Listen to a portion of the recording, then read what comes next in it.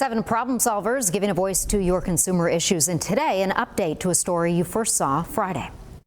I contact Channel 7 because it's been over 2 years now. And this is a beautiful home, and I want my home back the way it was.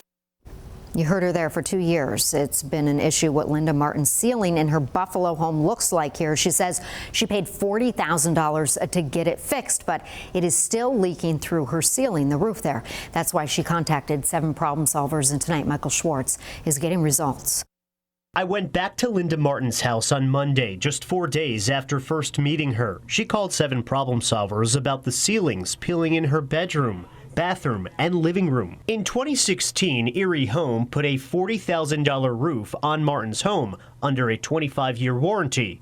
Then came the 2022 blizzard. Shortly after the storm, about a week and a half after the storm, we saw a leak in one of the bedrooms upstairs that escalated to the bathroom, and then a leak downstairs in the living room. Erie Home replaced the damaged roof for no cost, but the ceilings were still in rough shape. Martin says she's been trying to get them repaired for the past 2 years. Literally call at least twice a month. Not getting any results, she called 7 problem solvers. So I called the company on Thursday. The company sent me a statement on Friday that read in part, "Our team is actively working with the Martin family to address the roof repairs and complete the necessary interior work. Repairs are scheduled to begin on January 13th, and our team is committed to completing the work promptly and to the highest standards." As promised, Erie Home inspected and took measurements of the ceiling on Monday. I'm very pleased that Channel 7 stepped in because I got immediate attention, immediate reaction from the company, from Erie, the company.